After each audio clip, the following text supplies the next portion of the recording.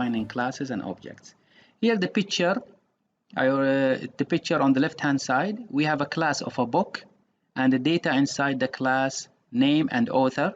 And in the main program here we are creating the data of the class, which we call it object. And this is how we create an object. You put the name of the class, you put a variable name which will hold the reference to the data of the object, and you write equal new and you write book with empty parameters. We will explain later what does this book do to the object. So what are classes and what are objects? Objects are created from classes. The objects you create are called instances or variables of classes. So what is a class? A class is an abstract description. When we say abstract description, it means it does not represent real data. It's like the map of the house. The map of the house does not represent a real house. It represents a sketch only of the house. So the class is an abstract description of the object. It's like a blueprint or template of the data. Here are the rules for Java. A Java program consists of one or more classes. It says each Java class definition must be in a file by itself. So you cannot put definitions for two classes in one file. The names of the file, this is one we always emphasize when we create a program in Java. It says the names of the file and the class should be the same. So if the class name is different than the file name, you will get a syntax error.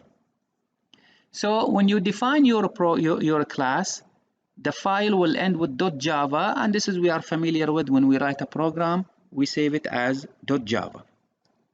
So what do we have inside the classes? Inside the classes we have data and we have methods. Just put in your mind that every class will have data and methods. So you can think of a method as defining an action to be taken on the data. So any action you make on the data inside the class is called a method. This is a conceptual picture of the class.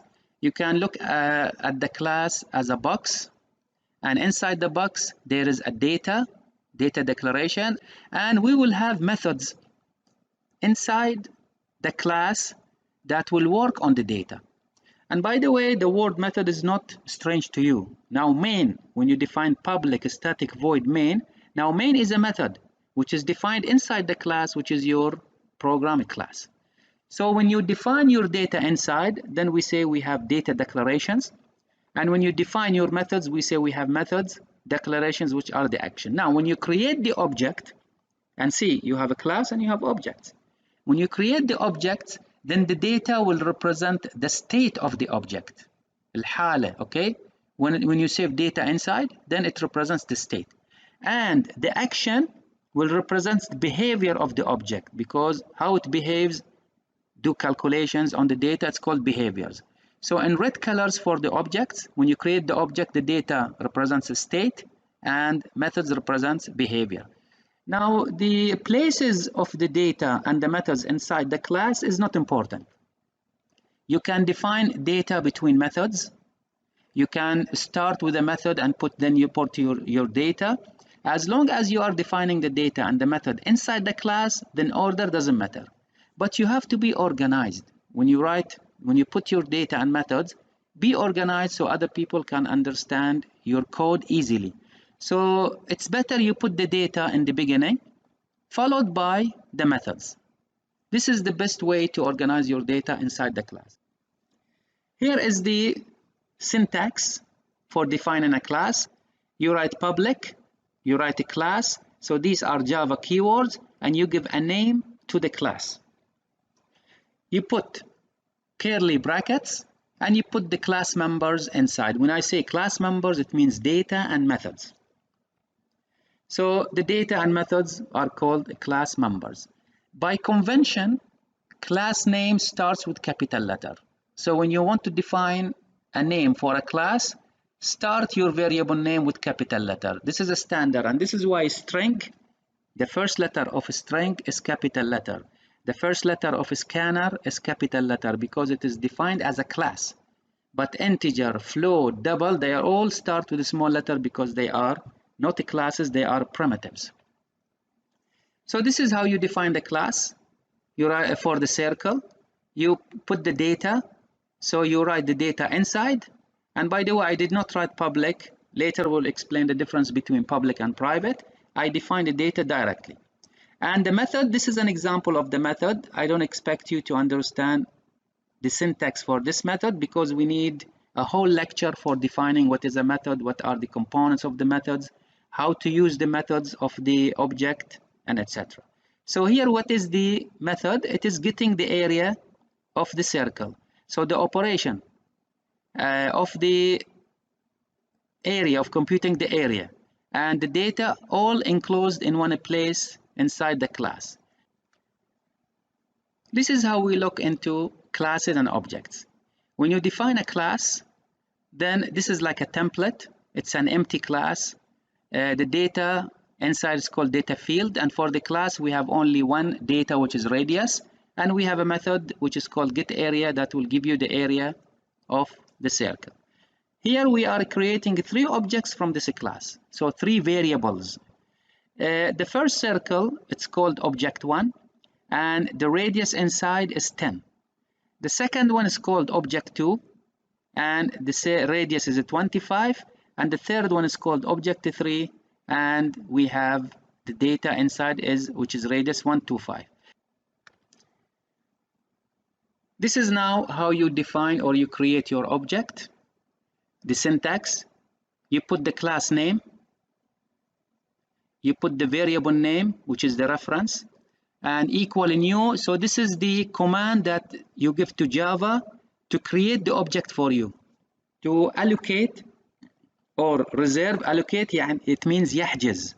To allocate a place in the memory for the object. It depends on how the object looks like, which depends on the class definition. And then you just write the name of the class with empty round brackets, but later we will call this one constructor. And you remember and you know what's the meaning of constructor. Constructor, this is like you are the builder, that this is going to be used to initialize the object. So this is an example of creating an object from circle. So this is the name of the class, this is the name of the variable, and here new, this is like the command that we give to Java to create an object, and this is the constructor that will construct the object for us. See, we have number between the brackets. So here we don't have any number. Here we have a number. So this constructor will initialize radius inside to 2.3. So when you create the object, automatically it will have radius inside equal to 2.3. And this will be applied to any object you create from circle, because you are telling to initialize it to this number. Suppose you want to initialize it with different radius. For example, instead 2.3, you want to initialize your object with 5.0. So you write circle C2 equal new, circle between bracket you put 5.0, and Java will create an object for you and will set the radius into 5. This is a conceptual diagram that you can use if you want to say that C1 is referring to an object. See, we are using arrow. So arrow, that means the data for C1 will take me to the object data. Another example is creating an object from a scanner, and you're already familiar with this command. And another one, if you want to create a string from a string class, we are not familiar of defining a string this way. If I want to define a string and I want to put hi inside it, we write a string str equal, and we put between double quotation hi, and it will initialize the object for us. But in fact, the compiler will change it to this. So this is another way to define string class.